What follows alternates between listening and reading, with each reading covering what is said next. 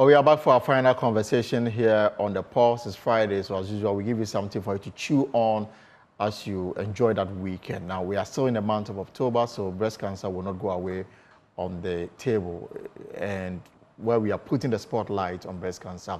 The monthly popularly referred to as the Pink October. People around the world adopt the pink color and display a ribbon to raise awareness about breast health. So on the show today, we are bringing you all the education that you need to combat breast cancer. And as always, Dr.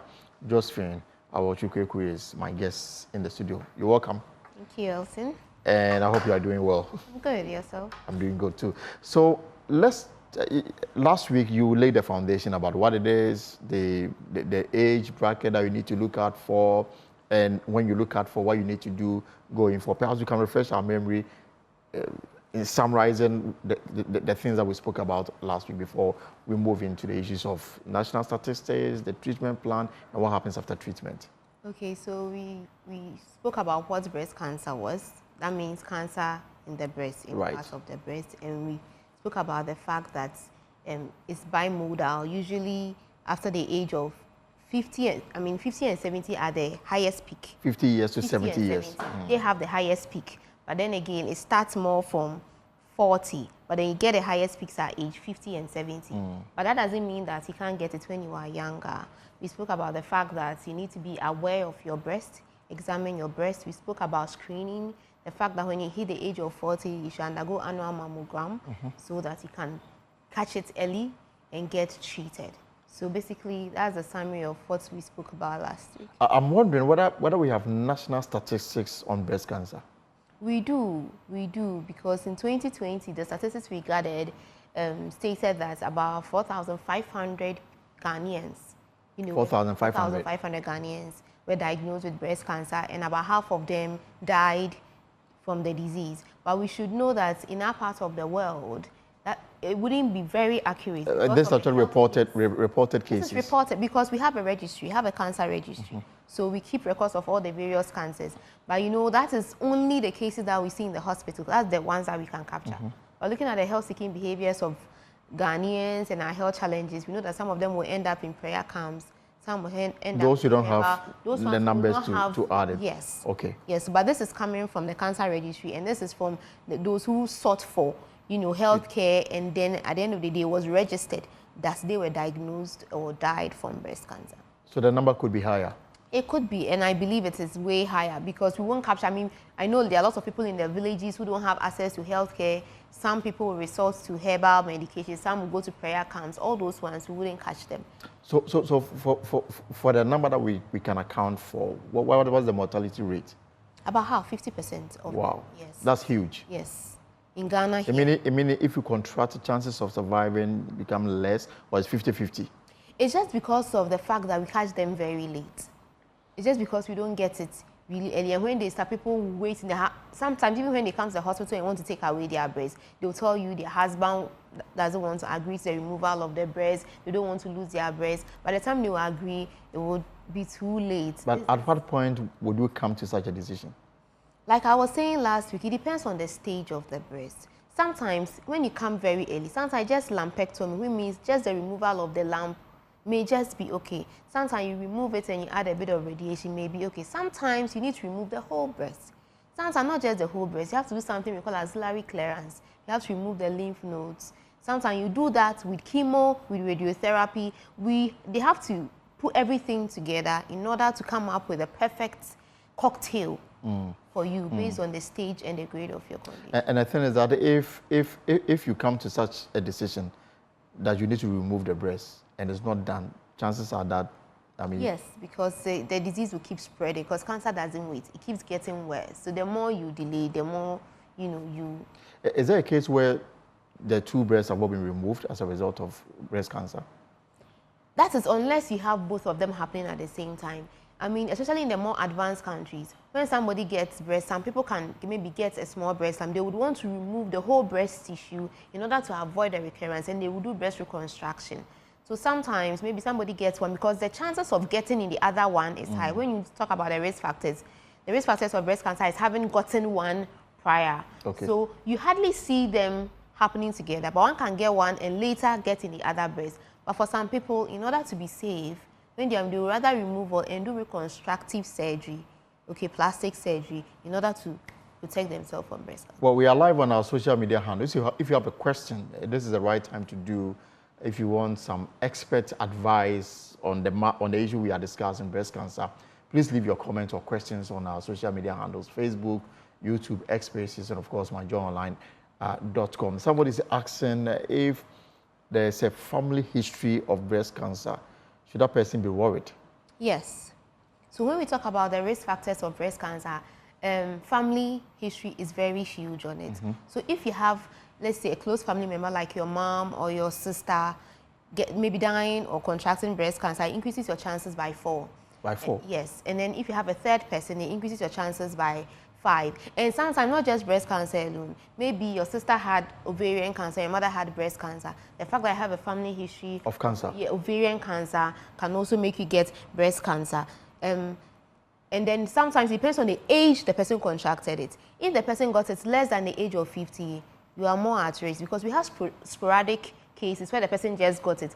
But the ones with family history tend to get it at a younger age than the sporadic cases. So if the family member contracted at a younger age, yes, it increases your risk as well. And genetically, we have some people who are prone to cancers. So in advanced country, they can actually screen you to see if you have that kind of genes. So we have some genetic codes, the BRCA1, BRCA2, PTEN, all those things can be checked. People with those kind of mutations are at the increased risk of getting not just breast cancer, but other cancers as well. I want to ask about, you referenced that if you are a lady in 40 and above, you should begin to undergo certain checks on a regular basis to be sure of.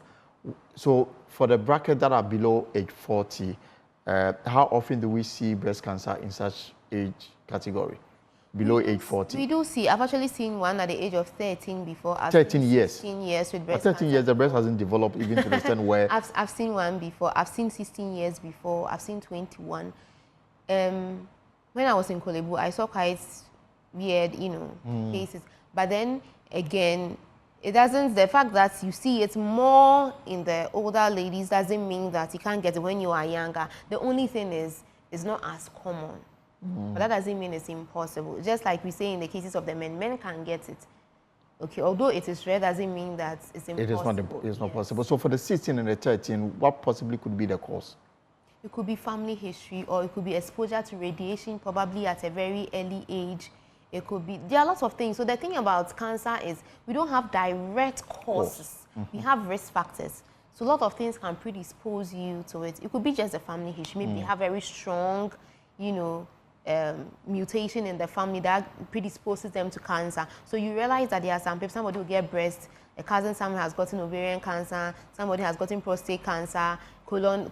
You realize that, and we have some cancers that are in, we group them particularly, like when you have that kind of mutation, there are some group of cancers that you could get, yes. So the family history and genetics play a very huge role in it, and we don't have control over them. Okay, so let's set aside the family history. What are some of the other risks that I should look out for? For example, if I'm exposed to some chemicals, if I'm exposed to something, can that speed it up? Does it matter the kind of food I eat, the clothes I wear, and all those things? Okay, so when we look at the risk factors, now we've looked at the family history and the fact that the gender bit, we have exposure to hormones, okay, as one of the major causes of or risk factors of breast cancer. So when you have sex hormone, like as a woman, at a particular age, you get exposed to hormones. Okay. So when you start having your menstruation, so the higher exposure increases your risk. So if you start having your menses early, or you have your menopause late, you don't give birth early, and all that, that means that you had a higher exposure to these hormones, because when you get pregnant, you break off the hormones for some time. Right. If you don't start your menses early, that means that it has reduced your period of exposure. If you have your menopause early, it has reduced your exposure. So late menopause, early menstruation, nulliparity, that means you're not having a child, or you start giving birth, late, all risk factors. And late as in what age exactly? Well, 30, 35, that means it's about the exposure. You not you being exposed to the sex hormones for a very long time. And even during menopause, when you enter into a state of menopause, some people go back by going back on steroids. Hormone replacement therapy increases your risk. Even taking oral contraceptives for a very long time because they are steroids, it increases your risk. So the exposure to those hormones increases your risk of, you know, having breast cancer. And then, like you were saying, some carcinogens and radiation exposure can also expose you. That is why when it comes to x-rays and things like that, we sort of limit it unless it is very necessary, because being exposed to radiation on your chest, repeated exposure can increase your chances. Carcinogen, a lot of chemicals that we call carcinogens that can cause you to have not just breast cancer, but other cancers as well. And then when we look at lifestyle, we look at diet, obesity, what kind of alcohol. Diet? Any so diet? We advocate for diet that is rich in like fiber, okay, more of the grains, and then we prefer vegetables, fruits, like we always advocate, less of the saturated fats rather, and then we advocate for the monosaturated ones as well. So you have to check your diet, and then you have to control your alcohol intake as well. Sedentary lifestyle, it's like cancers in general. All these things can predispose you to getting. Somebody is asking the cream that some ladies use for their body on their breast. Could that also be a factor that one must be concerned with? Some of the creams contain estrogens. Okay, some of the creams contain hormones, like the estrogens that we're talking about. So if your cream contains either a chemical that is a carcinogen or high amount of estrogen, and you use it over a long period. And for somebody who may not understand the terms you are using. So carcinogen is a chemical that can induce cancer, and there are lots of them, okay? But if you are buying such cream, they don't write on it that you should be worried using this can expose you to this or that.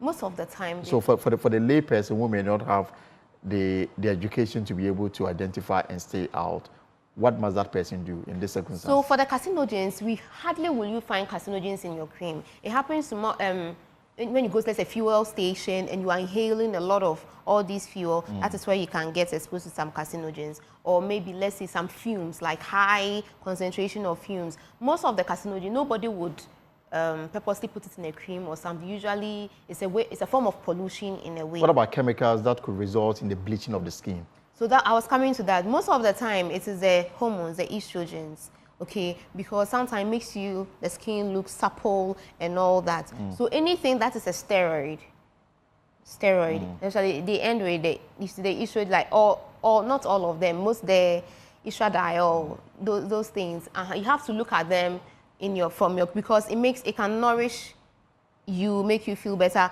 Most of these are locally made products that can bleach people. Most of them can contain some estrogens and all that, because repeated, I'm not saying don't take it, but then the repeated because our body produces it, we are exposed to it. Right. But then continued or repeated exposures can be detrimental to you. And I'm getting a lot of comments here. Somebody talking about bra and how long must you wear it?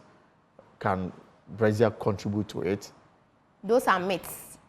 Those are myths. It doesn't contribute to breast cancer. However, you have to make sure that you get a correct size. Most women don't know their bra sizes. Whatever thing they get, they wear. So you have to go to a shop that can actually measure your bra size, measure your cap size, because some people don't. So it's either too big or too small, and it doesn't support the breast well, but will not necessarily cause you to but it will be uncomfortable for you, and you can develop all sorts of things around your breast, but not necessarily breast cancer. So next week we'll bring some survivors to tell their story. But before we get to that next week, and of course also bring on those who are already in hospital going through this challenge, perhaps another question that people are sending me, what happens after treatment?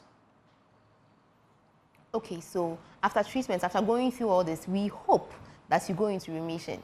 What is that? Going into remission means that you are cured and we don't have any trace of cancer cells. And we have people going into remission, and then we just get follow-up, put them on medication and follow them up. Sometimes you go through your treatment and then the treatment fails. And then you're back to zero? Yes, that means that we couldn't cure you. So the treatment is not 100% proof? No, and based on the stage, sometimes it's just palliative, sometimes just to reduce the burden. Based on the stage at which the disease was found, maybe you may not be fully treated.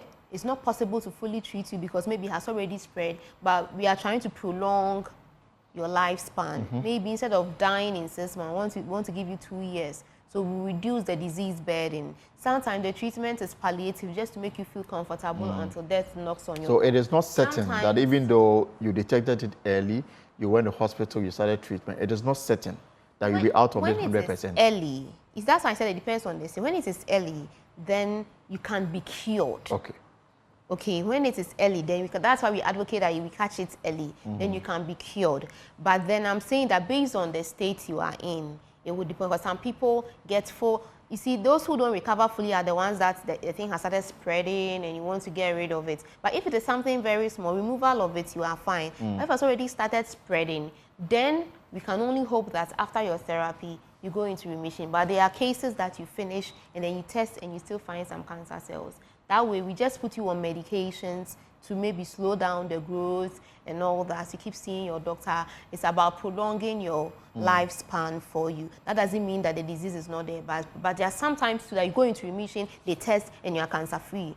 Okay, so it depends. That's why we advocate that you catch it early, because the earlier you catch it, the better the outcome for you. My final question, but I've just got a text. Somebody's asking that somebody who has been diagnosed at an early stage and the person is breastfeeding, can she still go ahead and breastfeed the child? No, because of the medications that they would be given, because of the chemo medications, most of the time you can't lactate. So usually you talk to your doctor about it. So they will discuss all the treatment modalities for you, that maybe you are breastfeeding, this medication might not be good for the child, because if the child should partake of it, it will be very detrimental, because the medications are harsh. Okay, and if you have to go through radiation, the radiation itself is going to sort of burn out a lot of cells, and if it's a surgery too, so based on your doctor will discuss it at length with you, but most of the time it's likely that baby has to be on formula. Even though every woman is prone to it, some will go through life without any sign of it at all. Yes. Final question. So what are the proactive factors for breast cancer that we should take away as we head towards the weekend? Okay. So if you have family history, you shouldn't joke with your screenings. Make sure that you get your annual mammograms, so that if it should happen, you should catch it early. Secondly, you should make sure that the exposure to the radiation, to the steroids, although we don't have control over it, giving birth early is protective. Okay, and then breastfeeding your child fully is also very protective. And for environmental factors, good diet, moderate intake of alcohol, being active, exercising, all very important. So let's take all these things into consideration. Let's take care of ourselves and live. Next week, perhaps, we can also talk about the fact that, I text some got maybe next week we'll spend more time to deal with it. You mentioned, for example, late stage in giving birth could be, a risk factor. But now, technology has made it such that people can have children without the natural way of going through it. And so maybe next week we can talk about, in that case, are you safe 100% from anything of us, or if late stage in giving birth is what you are worried about? Let's say going through IVF. Exactly. Provided you are carrying the baby, you see, even if you didn't go through the normal process, and then it is your own baby, you are carrying the baby and going through the state of pregnancy, the body will adjust the pregnancy state, and then you wouldn't be like somebody who is having the menses in and out. So you are still pregnant. All right. Final words before we go. Okay. So breast cancer is real. There are ways you can protect yourself. But the most important thing, like I said last week, is breast awareness. Please know your breast, catch it early, so that you can live longer. Thank you. All right, so Dr. Josephine Awachukweku has been my guest, and next week, hopefully, we'll bring you some survivor story, and for those who are also going through treatment at some of the hospitals.